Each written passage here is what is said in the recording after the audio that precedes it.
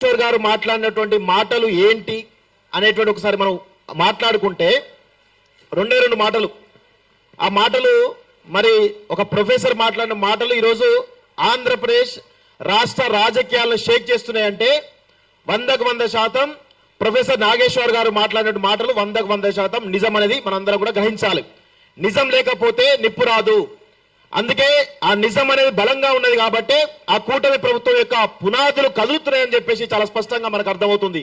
వారేమన్నారు, వైఎస్ఆర్సీపీ భారతీయ జనతా పార్టీకి దీర్ఘకాలిక మిత్రువు చంద్రబాబు నాయుడు అనేటువంటి వ్యక్తి, టీడీపీ అనేటువంటి పార్టీ ఇన్స్టంట్ పార్టీ. అంటే గత కొంతకాలంగా మనం చూసినట్లయితే, రాజకీయాలు విశ్లేషించినట్లయితే ఆంధ్రప్రదేశ్ సంబంధించినటువంటి వైఎస్ఆర్సీపీ అధికారంలో ఉన్నప్పుడు మీరు గ్రహించండి, అన్కండిషనల్ గా బీజేపీ కేంద్ర ప్రభుత్వానికి సహకరించింది అనే మాట వాస్తవం. అదే సమయంలో అదే కేంద్ర ప్రభుత్వానికి వ్యతిరేకంగా పనిచేసింది టీడీపీ, చంద్రబాబు నాయుడు. వీళ్ళందరినీ కూడా అక్కడ వైఎస్ఆర్సీపీ కేవలం ఒకే ఒక అంశంతో ఎన్డీఏ ప్రభుత్వంలో, ఎన్డీఏ కూటమిలో వైఎస్ఆర్సీపీ కలవనని చెప్పింది కాబట్టి ఇక్కడ ఆల్టర్నేటివ్ గా పవన్ కళ్యాణ్ వ్యక్తి టీడీపీని ఎన్డీఏ కూటమికి దగ్గర చేయడం జరిగింది. సో ఇదంతా గమనించినట్లయితే జనరల్ గా అది సోర్స్ అవసరం లేదు, ఏ అవసరం లేదు. విశ్లేషణ చేస్తే, రాజకీయ విశ్లేషణ ఎవరికైనా అర్థమయ్యేది ఏంటి అంటే చాలా స్పష్టంగా జగన్మోహన్ రెడ్డి వైఎస్ఆర్సీపీ బీజేపీ కేంద్ర ప్రభుత్వానికి దగ్గర, టీడీపీ చంద్రబాబు నాయుడు బీజేపీకి దూరం అనేటువంటి విషయం నమ్మరనే విషయం అందరూ కూడా తెలుసు. కేవలం రాజకీయ ప్రయోజనాల గురించి తాత్కాలికమైనటువంటి కూటమి నడుస్తుంది అనేది చాలా స్పష్టంగా మనకైతే అర్థమవుతా ఉంది. ప్రొఫెసర్ నాగేశ్వర్ గారు మాటలు వెనక్కి తీసుకున్నా అని చెప్పేసి చాలా స్పష్టంగా చెప్పినప్పటికీ కూడా గత 2 రోజులుగా ఈ యొక్క కోతి బ్యాచ్, వెకిలి బ్యాచ్, సైకో బ్యాచ్ అనేటువంటి ఆ కూటమి ప్రభుత్వంలో ఉన్నటువంటి 2 పార్టీలు ఏవైతే ఉన్నాయో చాలా దారుణంగా వ్యాఖ్యలు వెనక్కి తీసుకుని అన్న తర్వాత కూడా ప్రొఫెసర్ నాగేశ్వర్ గారికి వారి యొక్క ఫోటోను మార్ఫింగ్ చేసి వైఎస్ఆర్సీపీ కండువా చేసి పేటీఎం బ్యాచ్ అని చెప్పేసి ఒక ప్రచారం చేస్తా ఉన్నారు. నేను ఒకటే అడుగుతా ఉన్నాను, మీరు ప్రొఫెసర్ నాగేశ్వర్ గారి మీద ప్రచారం చేసే ముందు పవన్ కళ్యాణ్ గాని, చంద్రబాబు నాయుడు గాని మీ యొక్క నియతి ఎలా ఉందో ఒకసారి అర్థం చేసుకోండి. మీ చరిత్ర తీసుకుంటే చంద్రబాబు నాయుడు వారి మామ ఎవరైతే ఎన్టీఆర్ నుంచి మొదలుపెట్టుకుంటే, వారి కుటుంబ సభ్యులను మొదలుపెట్టుకుంటే ప్రతి ఒక్కరిని కూడా ఏ విధంగా అణచివేసి దారుణంగా నీచంగా అవమానించి పంపించడం ఈ 2 తెలుగు రాష్ట్రాలు, దేశం మొత్తం కూడా చూసింది. పవన్ కళ్యాణ్ అనే వ్యక్తి గతంలో చేకువారు అదే ఆదర్శంగా తీసుకున్నాడు. గద్దర్ నా సొంత, గద్దర్ ఐడియాలజీ నా ఐడియాలజీ అన్నాడు. కానీ ఇప్పుడేమో సనాతన ధర్మం అంటూ మాట్లాడుతూ ఉంటే ఈరోజు ఆ రాష్ట్ర ప్రజలు ఆయన వెనుక నడుస్తా ఉన్నారు. అంటే మీరు ఇష్టారీతిన మీ యొక్క రంగులు మార్చొచ్చు, కానీ నీతిగా, నిజాయితీగా ఒక విశ్లేషణ చేసేటువంటి ప్రొఫెసర్ నాగేశ్వర్ గారి పైన ఇలాంటి అనుచిత వ్యాఖ్యలు చేస్తున్నారంటే మీ యొక్క దుర్నీతి ఏంది, దుర్బుద్ధి ఏంది అనేది చాలా స్పష్టంగా మాకు అర్థమవుతుంది. మీరు ఒకటే అడుగుతా ఉన్నారు. నిన్న పవన్ కళ్యాణ్ గారు ఏమన్నారు, పవన్ కళ్యాణ్ అదే విధంగా మిగతా అంశాల గురించి ఒక రీసెంట్ డెవలప్మెంట్స్ గురించి చెప్తా క్లియర్ గా. పవన్ కళ్యాణ్ గారు నిన్న ఏమన్నారంటే ఒక మీటింగ్ లో మాట్లాడుతూ నాగేశ్వర్ గారిని అరెస్ట్ చేయడానికి పోలీసు వెళ్తుంటే నిన్ను వారించినా అని చెప్పిండు. ఇదే మాట అక్కడ ఆంధ్రప్రదేశ్ సంబంధించినటువంటి హోంమంత్రి వంగలపూడి అనిత వారి ట్విట్టర్ అకౌంట్ లో ఇది ఫేక్ న్యూస్ అని చెప్తున్నారు. మరి ఫేక్ ఆంధ్రప్రదేశ్ పోలీసులు నిన్నంతా కూడా హైదరాబాద్ కు వచ్చి ప్రొఫెసర్ నాగేశ్వర్ గారిని అరెస్ట్ చేద్దామనేటువంటి ఒక వార్త తెలంగాణ వ్యాప్తంగా పెద్ద ఎత్తున దావాలలో వ్యాపించింది.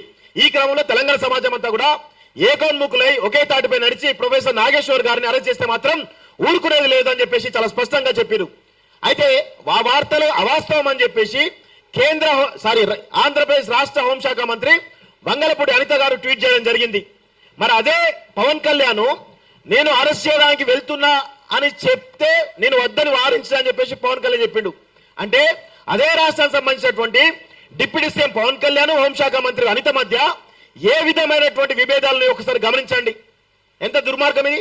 కావాలంటే ఒక వీడియో కూడా చాలా స్పష్టంగా ఉన్నది, వినిపిస్తా. అదే విధంగా ఇప్పుడు ఏం మాట్లాడుతున్నారు, సోర్స్ గురించి మాట్లాడుతున్నారు. సోర్స్ కావాలట వీళ్ళకి.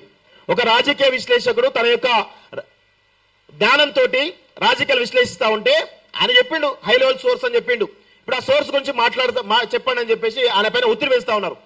మేము ఒకటే అడుగుతా ఉన్నాం, ఇదే పవన్ కళ్యాణ్ సంబంధించినటువంటి పవన్ కళ్యాణ్ జనసేన పార్టీ గతంలో వైఎస్ఆర్సీపీ అధికారంలో ఉన్నప్పుడు వాలంటీర్ల వ్యవస్థ వల్ల 30,000 మంది అమ్మాయిలు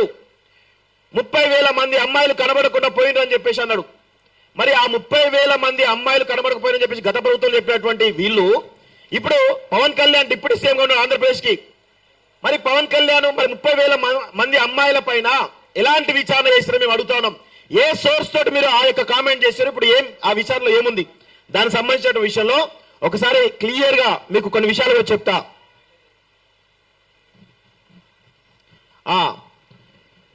చూడండి ఒకసారి, రాష్ట్రంలో హ్యూమన్ ట్రాఫికింగ్ జరుగుతోంది, 30,000 మంది యువతులు కనిపించకుండా పోయారని పవన్ కళ్యాణ్ చంద్రబాబు దుష్ప్రచారాలు చేశారు గతంలో. దానికి సంబంధించిన అప్డేట్ వీళ్ళ ప్రభుత్వం వచ్చిన తర్వాత హోంశాఖ అసెంబ్లీలో ఇచ్చిన రాతపూర్వక సమాధానం ప్రకారం వైఎస్ఆర్సీపీ హయాంలో 46 మంది మహిళలు మాత్రమే హ్యూమన్ ట్రాఫిక్ గురవగా 34 కేసులు రిజిస్టర్ అని చెప్పేసి ఈ ప్రభుత్వం వచ్చిన తర్వాత తేల్చినటువంటి లెక్క. నేను ఒకటే అడుగుతా పవన్ కళ్యాణ్ గారిని, మీరు ఏ సోర్స్ ఆధారంగా మాట్లాడిను, మీరు మాట్లాడిన తప్ప రైట్ అనేది మీరే డిసైడ్ చేశారు ఒకటి. రెండోది, వీళ్ళు తిరుమల లడ్డుపై ప్రచారం చేశారు. ఏమని? తిరుమల లడ్డూలో కల్తీ అవుతా ఉందని చెప్పేసి ప్రచారం చేశారు.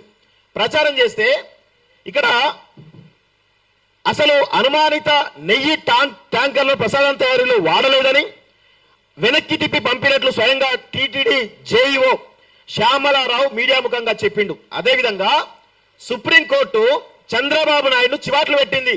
ఎందుకు ప్రజలను డైవర్ట్ చేసే విధంగా మీరు ఎందుకు దుష్ప్రచారం చేస్తారని చెప్పేసి సీఎం హోదాలో ఉన్నటువంటి చంద్రబాబు నాయుడు సుప్రీంకోర్టు చివాట్లు పెట్టిన విషయం చూస్తున్నాం. ఇలాంటివి అనేకమైనటువంటి దుష్ప్రచారాలు మీరు చేశారు కదా, మీ హయాంలో చేశారు. మీ గతంలో వైఎస్ఆర్సీపీ హయాంలో ఉన్నప్పుడు మీరు దుష్ప్రచారం చేశారు. ఇప్పుడు వచ్చిన తర్వాత అవన్నీ కూడా అవాస్తవాలని చెప్పేసి మళ్ళీ మీ ప్రభుత్వంలో తేల్చారు. మీరు ఏ సోర్స్ ఆధారంగా విమర్శలు చేసిరో చెప్పగలిగే దమ్ముందా?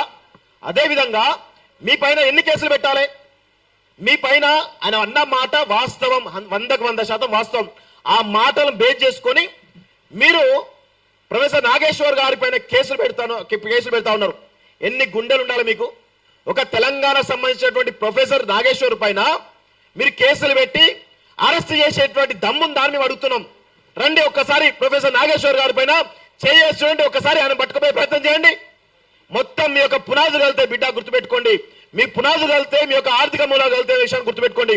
మేము ఈ సందర్భంగా ఈ యొక్క రౌండ్ టేబుల్ సమావేశం నుంచి ఒక పిలుపునిస్తా ఉన్నాం. ఈ చంద్రబాబు నాయుడు కూటమి ప్రభుత్వం ఏదైతే దుర్మార్గాలు చేస్తా ఉందో, మేము ఆంధ్రప్రదేశ్ సంబంధించిన గురించి మాట్లాడలేదు, మా తెలంగాణ సంబంధించినటువంటి అనేక విషయాలపైన వెంకటరామరెడ్డి నుంచి మొదలు పెట్టుకుంటే ప్రొఫెసర్ నాగేశ్వర్ వారు కావచ్చు, లేకపోతే ఈ హైదరాబాద్ సంబంధించిన రాజధాని విషయంలో కావచ్చు, అనేక దుష్ప్రచారాలు చేస్తున్నటువంటి ఎవరైతే ఉన్నారో మేము ఒకటే ఇక్కడ కాల్ చేస్తా ఉన్నాం. బాయ్కాట్ హెరిటేజ్ ప్రొడక్ట్స్ అనేటువంటి ఒక నినాదాన్ని, ఒక కాల్ని మేము తీసుకునే ప్రయత్నం ఖచ్చితంగా చేస్తామని కూడా చెప్తా ఉన్నాం.